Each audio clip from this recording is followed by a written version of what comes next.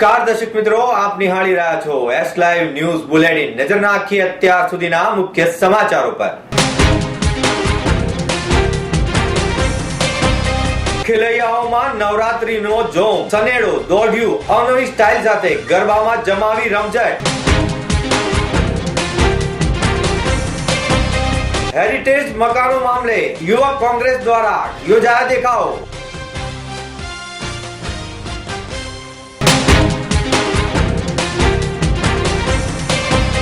અમદાવાદમાં વિવિધ વિસ્તારોમાં સોમવારથી શરૂ થઈ દુર્ગા પૂજા।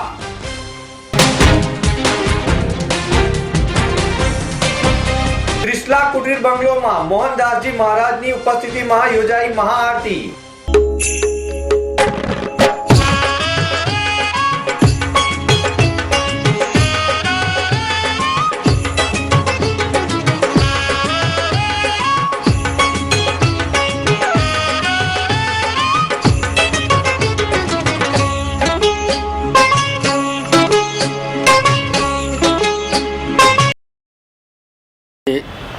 માં નવરાત્રિની શરૂઆત અમારા માટે આનંદનો દિવસ। માના બેસણા અને સાથે સાથે એસ લાઈવ વેબ ચેનલની શરૂઆત અમે આજે 3 વર્ષ પૂરા કરી ચોથા વર્ષમાં પ્રવેશી રહ્યા છીએ। ગુજરાતના એક રાજકીય અને સામાજિક લોકભોગ્ય અને લોકોની સીધી જ દર્પણ તરીકેનું કામ કરતું અમારું સૂર્યકાળ, એમાં આ એસ લાઈવ એક ઉમેરો થયેલો આજથી 3 વર્ષ પહેલાં। ખૂબ આનંદની વાત છે। શરૂઆતમાં પાપા પગલીમાં અમને ક્યાંક અડચણો તકલીફો પડી, પણ સમય વીતતો ગયો, અમે આગળ વધતા રહ્યા।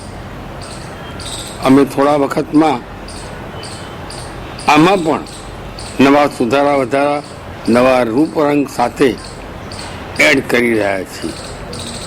મારા દર્શકો અને મારા સૂર્યકાળના વાચકો બંનેને હું અને મારી ટીમ સતત સુંદર લોકભોગ્ય સમાચારો અને લોકોને જે જોઈએ છે તે પીરસવાનો સતત પ્રયત્ન કરી રહ્યા છીએ। એમાં મા અંબા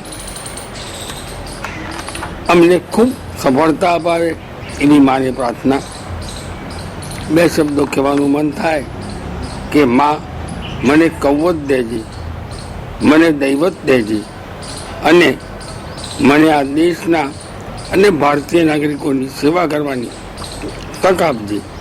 એ સાથે આપ સૌને મા શક્તિની આરાધના કરવાના દિવસોમાં વંદન, માને વંદન અસ્તુ।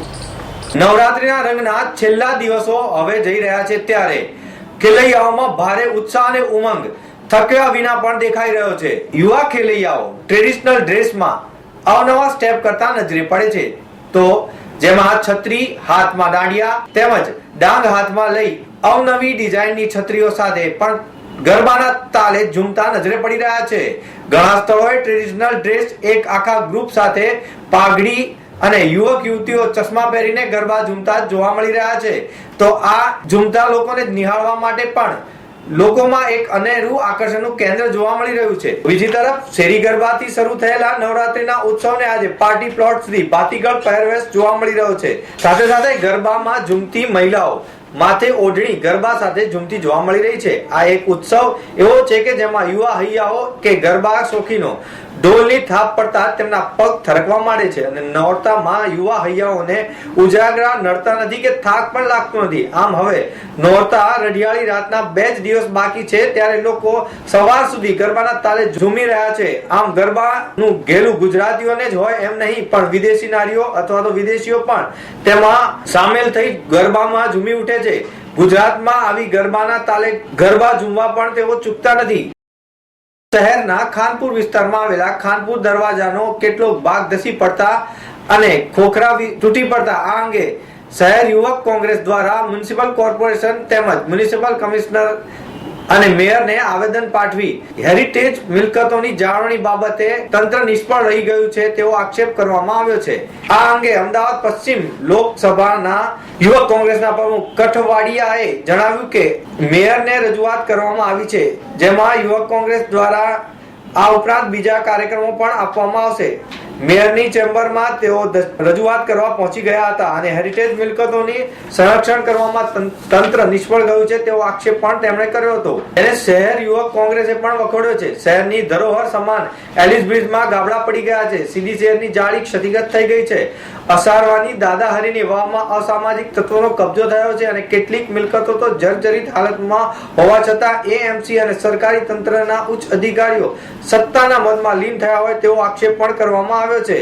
વધુમાં હાલ શહેરમાં જે તે હેરિટેજ મિલકતોમાં સમારકામની જરૂર છે તેવી મિલકતોને એએમસી દ્વારા તાત્કાલિક સમારકામ કરવામાં આવે તેવી માંગ પણ કરવામાં આવી હતી. નવરાત્રીમાં પશ્ચિમ બંગાળમાં યોજાતી દુર્ગા પૂજાની અદ્ભુત ઝાંખી સોમવારે અમદાવાદ શહેરમાં જોવા મળી. એક બે નહીં પણ કુલ 15 સ્થળો પર માં દુર્ગા માટે સામિયાણામાં શણગાર કરવામાં આવ્યા હતા. સાબરમતી રેલવે ક્રોસિંગમાં તૈયાર થયેલા સામિયાણામાં આ વર્ષે અમેરિકાના રાષ્ટ્રપતિ નિવાસ વ્હાઇટ હાઉસની થીમ ઉપર બનાવવામાં આવ્યું છે. આ સામિયાણું તૈયાર કરવા બંગાળથી ખાસ કારીગરો બોલાવવામાં આવ્યા હતા. એક મહિનાની રાત દિવસ મહેનત બાદ આ ખાસ થીમ તૈયાર કરવામાં આવી છે. વ્હાઇટ હાઉસમાં દુર્ગાને સોમવારે સ્થાપિત કરવામાં આવ્યા હતા. છઠ્ઠીથી શરૂ થયેલ દુર્ગા પૂજા મહોત્સવ દશેરા સુધી ચાલશે. સાબરમતી મંગાળી ચેરિટેબલ ટ્રસ્ટ તરફથી દર વર્ષે અવનવી થીમ ઉપર સામિયાણું તૈયાર કરવામાં આવે છે. આ વર્ષે દક્ષિણેશ્વરના મંદિરની થીમ પર સામિયાણા ઉભા કરવામાં આવે છે. છેલ્લા 44 વર્ષથી અહીં દુર્ગા પૂજાનું આયોજન કરવામાં આવે છે તેમ ટ્રસ્ટના અગ્રણીઓ જણાવે છે.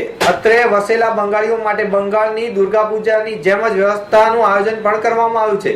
સોમવારથી શરૂ થયેલા દુર્ગા પૂજા આયોજન માટે દરરોજ સાંસ્કૃતિક કાર્યક્રમનું આયોજન પણ કરવામાં આવે છે. અમદાવાદ શહેરમાં ઘણા સ્થળોએ દુર્ગા પૂજાનું આયોજન થયું છે, જેમાં ચાંદખેડામાં અવની ભવન સામે એરપોર્ટ પાસે તેમજ અન્ય સ્થળે દુર્ગા પૂજાનું આયોજન કરવામાં આવ્યું છે. અત્રે ઉલ્લેખનીય છે કે સંધિ સમયે દુર્ગાએ મહાસુરનો વધ કરતા ચામુંડા માતાજીનું રૂપ ધારણ કરેલું. આ સમયે માં ચામુંડા સ્વરૂપની પૂજા અર્ચના થાય છે.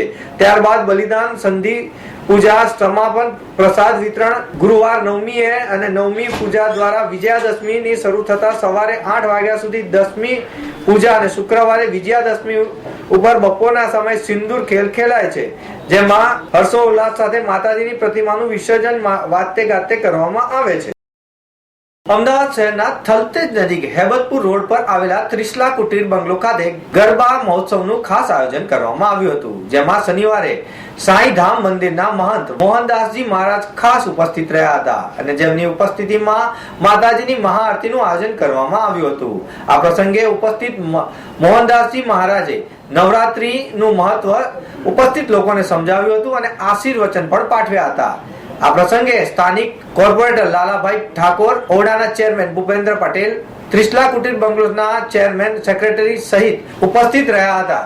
તેમજ ઓડાના ચેરમેને ઉપસ્થિત લોકોને ઓડાની કામગીરી વિશેની માહિતી પણ આપી હતી. જ્યારે સૌ ગરબા પ્રેમીઓને સોનલબેન વ્યાસના કંઠે ગવાયેલા ગરબાના તાલથી ઝૂમી ઉઠ્યા હતા અને ગરબાને રંગત જમાવી હતી. ગરબાના આયોજક એવા ગોપાલક વિકાસ સેવા સંઘના પ્રમુખ રમેશભાઈ ભરવાડે ખાસ ઉપસ્થિત સૌ લોકોનું સ્વાગત કર્યું હતું અને દર વર્ષની જેમ યોજાતા આ કાર્યક્રમમાં સૌને ઉપસ્થિત રહેવા બદલ હર્ષની લાગણી વ્યક્ત કરી હતી. તેમજ આ કાર્યક્રમમાં દર વર્ષની જેમ મોટી સંખ્યામાં લોકો ઉપસ્થિત રહ્યા હતા.